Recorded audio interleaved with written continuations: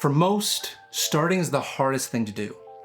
Doing nothing is infinitely easier than doing anything. The effort involved in stopping your nothing with something else that requires effort is monumentous.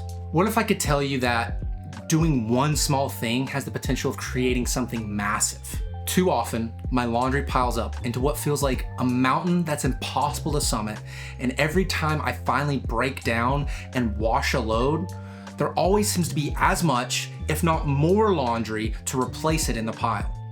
Letting things that need to be done get out of hand makes it feel like a lot of work to do anything.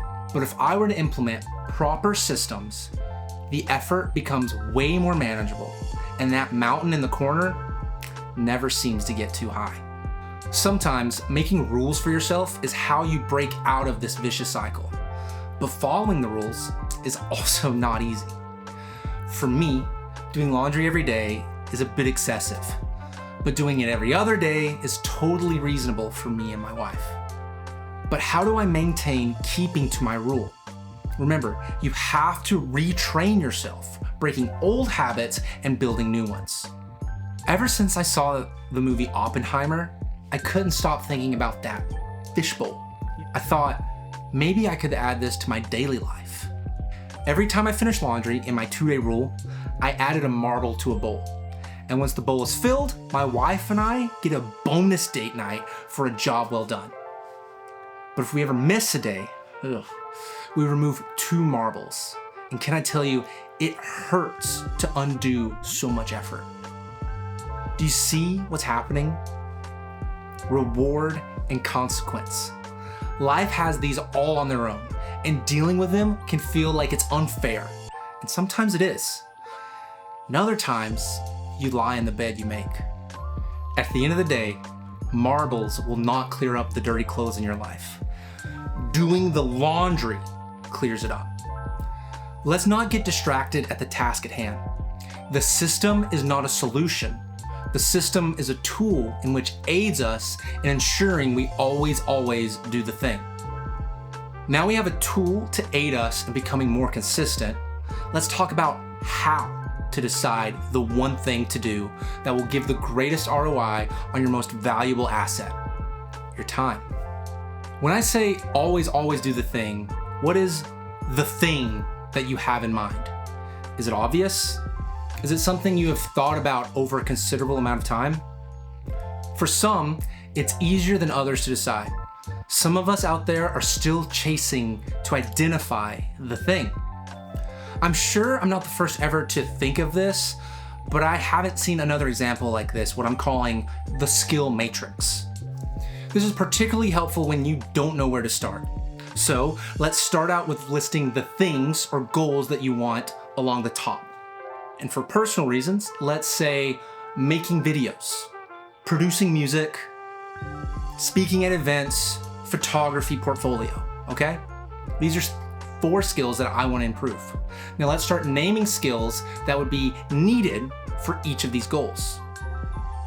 Now we can see that many of these projects have overlapping skills. In video, producing, and events all require good writing. It should be obvious that the most valuable skill to have will become a strong writer. Writing songs is not the same thing as writing speeches, but the skill of taking an idea and writing it down is universal. So let's make a reasonable practice of writing on a consistent basis. Remember, our ultimate goal is consistency and discipline.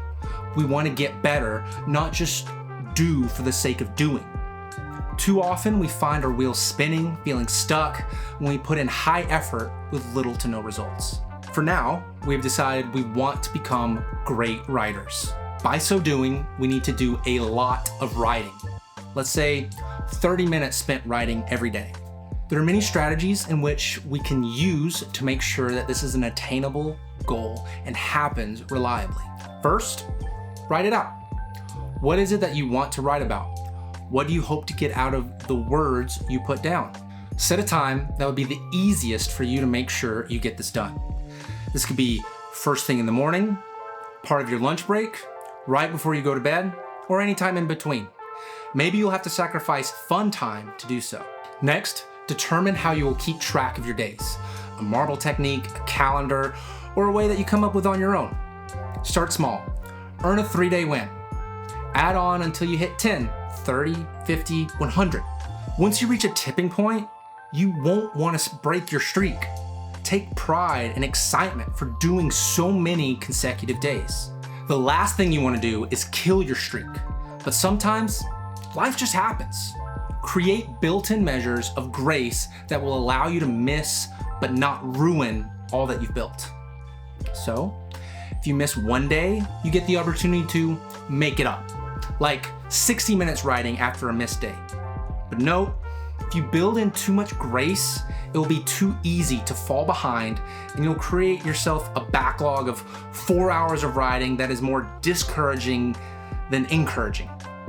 Take your L and work better for the next day. I can remember when I had a streak going for consecutive weeks of playing disc golf. It was never something that I intentionally sought after. It was just something that sort of happened.